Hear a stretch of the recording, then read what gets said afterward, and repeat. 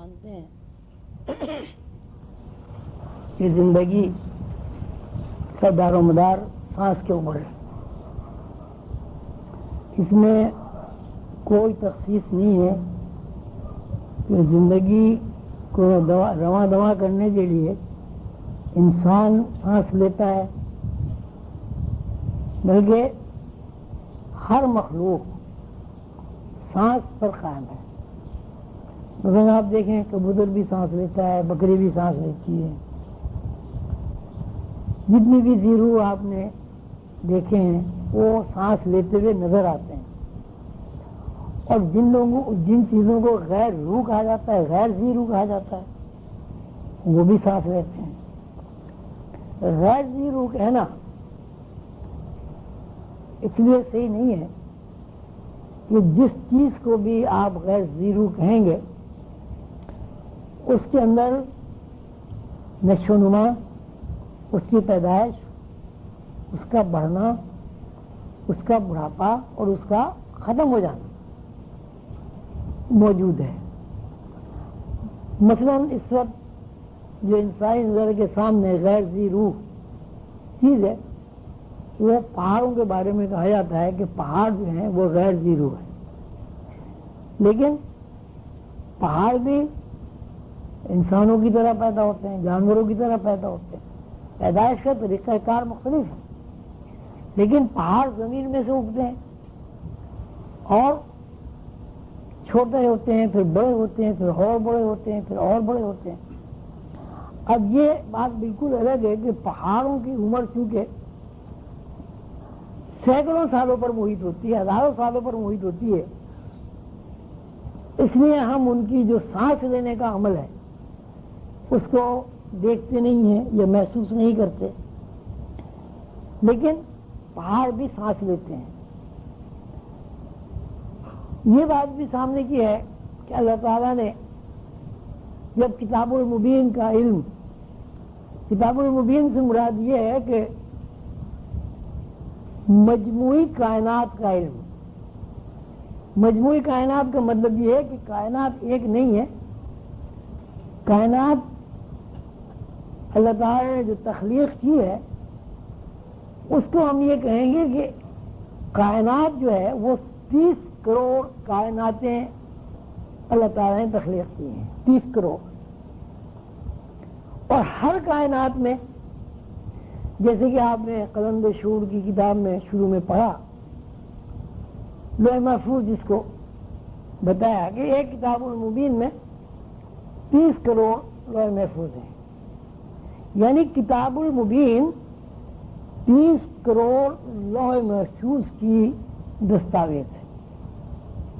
ہر لوح محفوظ ایک کائنات ہے. اور پھر اس میں آپ نے پڑھا ہے کہ ہر لوح محفوظ کے ساتھ 80,000 حزیرے. مطلب کائنات لوح محفوظ ہے وہ ایک کائنات ہے، اور اس کائنات کے بھی پھر ٹکڑے ہو گئے ہیں، ان کو تقسیم کیا گیا ہے تاکہ سسٹم جو ہے وہ قائم رہے.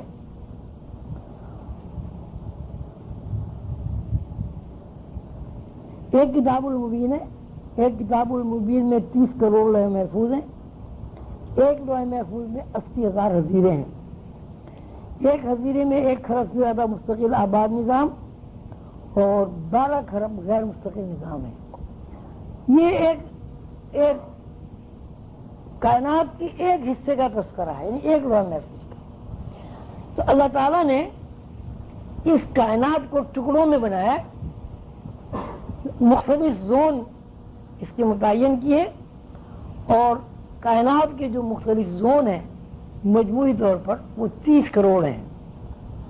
پھر ہر ایک کائنات میں حزیرے ہیں، پھر آباد نظام، غیر مستقل آباد نظام. تو یہ جتنے بھی کائناتی سسٹم ہے اور پروگرام ہے یہ دراصل کتاب المبین کے اندراجات ہیں. جب اللہ تعالیٰ نے یہ فرمایا کہ میں نے اپنی امانت سماوات پر، عرض پر، جبال پر پیش کی، سب نے انکار کر دیا. اور یہ کہا کہ ہم اس کے متحمل نہیں ہو سکتے. تو انکار کرنا بجائے خود اس بات کی علامت ہے کہ پہاڑ کے اندر بھی شعور ہے، زمین کے اندر بھی شعور ہے، اور آسمانوں کے اندر بھی شعور ہے. کسی چیز کو آپ یہ محسوس کریں کہ ہم اس کے اٹھانے کے قابل ہیں یہ نہیں ہے، ہمارے اندر اتنی سخت ہے یہ نہیں ہے کہ ہم اسے برداشت کریں، اور اس کو قبول کر لیں یا رد کر لیں، یہ اس بات کی دلیل ہے کہ آپ کے اندر شعور ہے. تو اللہ تعالیٰ کے قانون کے مطابق پہاڑوں میں بھی شعور ہے، زمین میں بھی شعور ہے، اور آسمانوں میں بھی شعور ہے. تو اس کا مطلب یہ ہوگا زمین بھی سانس لیتی ہے، زمین بھی زندہ ہے. اگر زمین زندہ نہ ہو تو زمین کے اوپر نشو نما ہی نہیں ہوگی، کوئی چیز اگے ہی نہیں. آپ دیکھیں جو بنجر زمین ہوتی ہے وہ ایک طرح سے مر جاتی ہے. تو جو زمین مر جاتی ہے اس کے اوپر کوئی چیز نہیں اگتی. اس میں زمین بھی پیدا ہوتی ہے، زمین بھی مرتی ہے، زمین بھی جوان ہوتی ہے، زمین بھی بوڑھی ہوتی ہے. ایک سسٹم ہے، ایک نظام ہے اللہ تعالیٰ کا. تو یہاں جو بھی کچھ ہے اس کی زندگی کا دار و مدار دو نورانی لہروں پر ہے. ایک نورانی لہر یہ ہے کہ جس نے یہ سب کچھ بنایا اس کے ذہن سے زندگی نکل کر زمین پر آئی یا آسمان پر آئی، پہاڑوں پر آئی، یا کسی بھی کائنات کے حصے میں آئی. دوسری صورت جو ہمارے سامنے ہے وہ یہ ہے کہ ہمارا تجربہ ہے کہ دنیا میں کوئی ایک چیز ایسی نہیں ہے جو قائم بذات ہو. بالآخر اس کو یہاں سے جانا ہے، اور کہاں جانا ہے اس کو کچھ پتہ نہیں. جس طرح پیدائش سے پہلے اس کے بعد میں کوئی علم نہیں ہے کہ پیدائش سے پہلے وہ کہاں تھا، کہاں سے آیا، اسی طرح مرنے کے بعد کی زندگی کا اسے کوئی علم نہیں ہے وہ کہاں چلا جاتا ہے. تو دو لہریں مستقلاً انسان کو اور پوری کائنات کو سنبھالے ہوئے ہیں. ایک لہر کا نام سعودی حرکت ہے یا سعودی سانس ہے، اور دوسری لہر کا نام نزولی حرکت ہے یا نزولی سانس ہے. اس کا مطلب یہ ہوا کہ تخلیقی فارمولوں پر اگر آپ غور کریں تو ایک ہی بات آپ کی سمجھ میں آئے گی کہ یہ ساری کائنات دو رخوں پر قائم ہے، مذکر مؤنث. اور دوسری صورت سے یہ زندگی جو ہے یہ دو سانسوں پر قائم ہے، ایک سانس آتا ہے ایک جاتا ہے.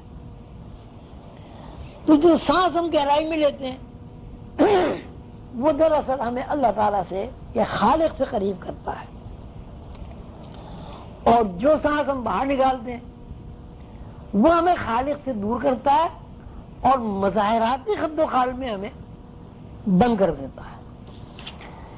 یہ سانس کا جو آمد و رفت ہے یہی زندگی ہے، اور اس سانس کی آمد و رفت سے ہی ٹائم بنتا ہے، اور اس سانس کی آمد و رفت سے ہی اسپیس وجود میں آتا ہے.